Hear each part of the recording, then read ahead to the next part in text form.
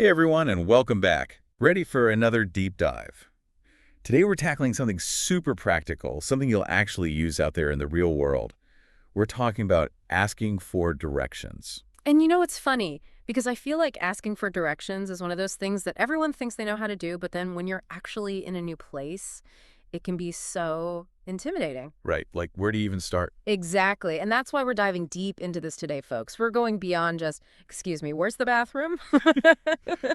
We're getting into the nitty-gritty. Exactly. So for this deep dive, we actually have an episode of a podcast aimed at English language learners.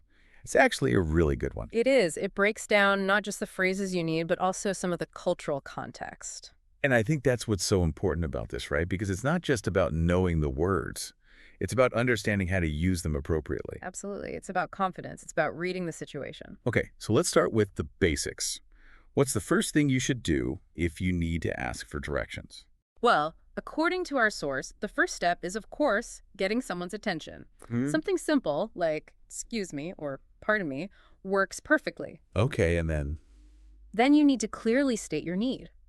You can ask, where is, followed by your destination. Like, where is the train station? Precisely, or how do I get to? Ah, so there's a subtle difference there between where is and how do I get to. You got it. Where is more direct. Just asking for the location, how do I get to, implies you need instructions on how to get there. Okay, that makes sense. But I feel like even if you have the perfect phrase, sometimes it just comes out all jumbled and awkward. Oh, tell me about it. I've been there. And that's why the source stresses the importance of pronunciation. Even if your grammar is perfect, if you're mumbling, people won't understand you. So we should all be practicing these phrases out loud, like right now along with the episode. Exactly. The more you practice, the more confident you'll feel when you need to use them in real life. Okay, so let's say we've got our opening line down.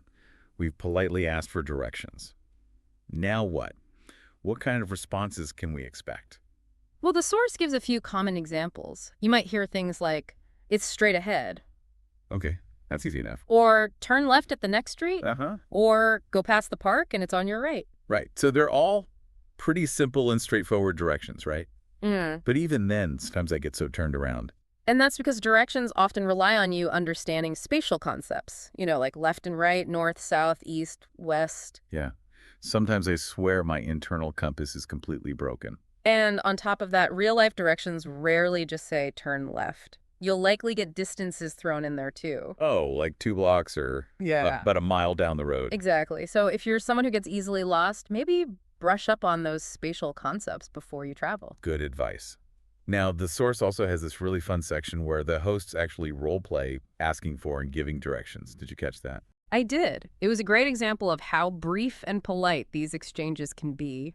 And, even if you don't understand every single word of the directions, as long as you get the gist, you're good to go. Exactly. Sometimes it's more about the interaction than understanding every single detail. Just being able to thank the person and show that you appreciate their help, that's a win. Yeah, I totally agree. And it's funny because the source really emphasizes the importance of practicing those basic phrases. But maybe we can take it a step further. I like where you're going with this. How about practicing with someone who's a native speaker of English? That's a great idea. Or even watching videos of people giving directions in different settings. Ooh, yeah. That way you can really get a feel for the natural flow of the conversation. And you can also start to pick up on those nonverbal cues, like body language. Exactly. It's all about immersing yourself in the real world, even if it's just through a video screen. And you know what? I have another challenge for our listeners. Lay on me. The source focuses on train stations. Yep. But what if you need to find something a little more off the beaten path? Oh, I like that, like a hidden cafe tucked away on a side street. Yes.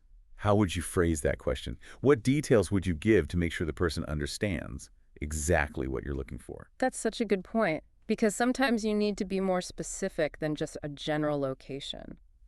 And, I think this all goes back to what we were saying earlier about cultural awareness.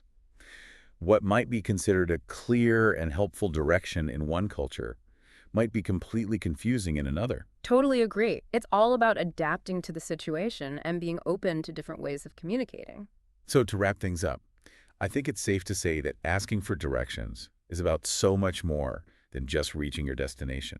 It's about connecting with others, navigating unfamiliar territory, and maybe even learning a little something about yourself along the way. Beautifully said. And it's about embracing the journey, even if it means getting lost every now and then. Exactly. So, next time you find yourself needing to ask for directions, don't be afraid to step outside of your comfort zone and engage with the world around you. You never know what adventures might unfold. Well said. Thanks for joining us on this deep dive. We'll see you next time for another adventure in language and culture. Until then, happy exploring, everyone.